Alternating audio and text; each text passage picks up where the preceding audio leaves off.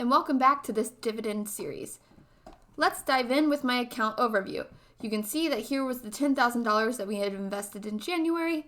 The stock market actually took quite a hit, and then I invested the money that I made on my YouTube channel from January, that start of February, and then invested those into some more dividend stocks. So let's first check out how much money I actually made in January. Going to my YouTube analytics, you can see that in the month of January, having the date set from the 1st of January to the 31st of January, I made $635.06. And what I did, I invested that money into my dividend portfolio. So let's check that out. So here are my positions. You might notice that I've invested in some new stocks, and the stock market's currently live, as you can see by the prices changing. So here are the different positions, and looking in the quantity column, I can see the fractional shares that I got from that dividend reinvestment. And again, those dividends pay out based on the schedule decided by the company, so I only have a few fractional shares where they've paid out either in January or before this date, February 15th. Now, as I stated in our first introductory video to this series, this is a math and programming channel. So let's take some of our data and put it into an Excel spreadsheet. Now, as you can see, I've already populated a lot of this spreadsheet. Our month, well, we're only through 2 months of this year, so January and February. My input is the amount I invest each month. So we invested $10,000 in January, and then I just invested $635.06. That amount that I made on my YouTube channel in January, I invested it in February. Now we just have to enter the current value of our portfolio. So grabbing that number real quick, going back to our account overview, we're at $10,315.83 as of about 1 o'clock on February 15th. So let's go ahead and transfer that dollar amount into our Excel spreadsheet. So again, that was $10,315.83. Now I saved this Excel spreadsheet as monthly tracker. That's the title of this spreadsheet. What I want is I want to put these values into a data frame that I'm going to be using with Python. So let's jump over to our Jupyter notebook. Now, for making a data frame so that we can work with these values from our Excel spreadsheet, we're going to be using pandas. So we need to import that pandas library. So I'm going to import pandas as PD. Now we're going to create our data frame, which we're going to read in that Excel file.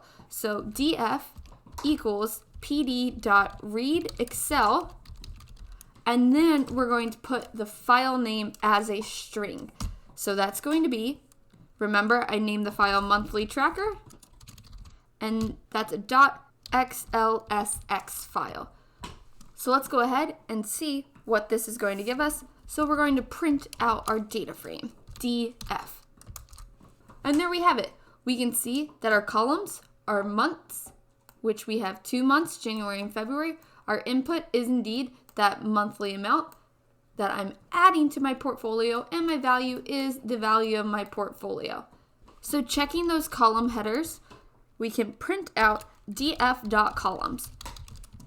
This is what our columns are named, and you can see that it is indeed month, input, and value. So if we want to just look at our monthly inputs, we would simply look at df of the string for that column name. So input, df of input, and there we have it. So we can see how we can read by columns. How do we read by rows? Well, there's multiple ways to do this, but one way to do this is by looking at our data frame based on the index. So row 0, row 1, etc. So I'm going to say df.iloc, which is the location of that index 0. So that should give me January, 10,000, and 10,000 for the month, input, and the value, respectively. And there we have it. So now, cleaning up our workbook a little bit, what I really want to calculate is how much money I either gained or lost, which, just looking at this, since we don't have too many numbers, we can do this in our heads. Because I input $10,000 and then about another $600, so that's about $10,600, whereas my current portfolio sits at $10,300, which is less than the amount I input, so I have indeed lost money. But let's go ahead and write a formula to calculate this for us, to get that exact value that we lost. And let's think about how we're going to do this. We want to take our current portfolio value and we want to subtract the total amount that we input.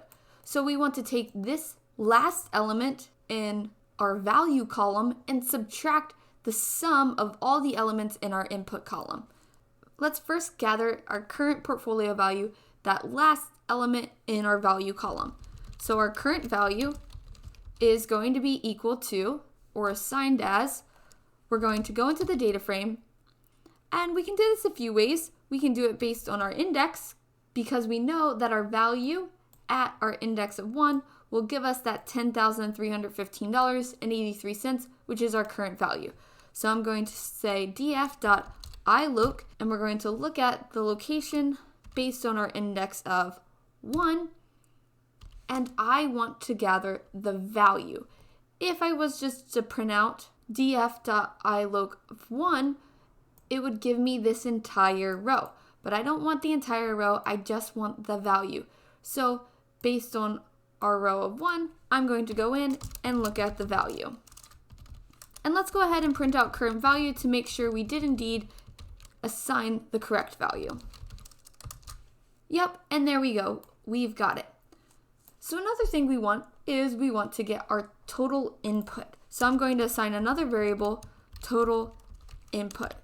Now our total input is the sum over all the inputs. So we need to sum this based on our columns. So if I do our data frame dot sum, I need to choose the axis for which I want to sum across. So summing across axis 1 is going to sum across the rows. Summing along axis 0 is going to sum down those rows, adding the elements within the same column. So I want to sum along axis 0. So if we actually were to print this out, just to see what happens, you can see that total input did indeed sum down the columns. Since January and February were strings, it just concatenated them into one string. Our total input is $10,635, and it rounded to the nearest tenth for the sake of the display. And then here's the sum of the value. But the number I care about is that input. So just as before, how we had to go into the column, we're going to go into the column for input. So it's going to return that value of $10,635.06. Running this just to confirm, you can see we did indeed get the appropriate number. Now I'll create a variable called gains, and it's going to be the current value of my portfolio minus the total that I've input into that portfolio. And let's print out gains to see how much I've lost. And you can see it is indeed negative, signifying that I've lost money, and it's about $320. Or to be more exact, $319.23. So hopefully some takeaways from this video, if you didn't already know, was how to set up a data frame from an Excel file and then index into certain elements within that data frame to calculate different outputs. If you have any questions, please feel free to leave them in the comments below. And stay tuned for next month's video, which will be released on March 15th. And in that video, I'll go over my YouTube earnings from February, the new investments that I've made with that money, and we'll update that Excel spreadsheet, updating our pandas data frame, and I'll go over one more neat thing you can do in pandas. So stay tuned for that video, which again will be released on March 15th. But as always, don't forget to like, subscribe, and share.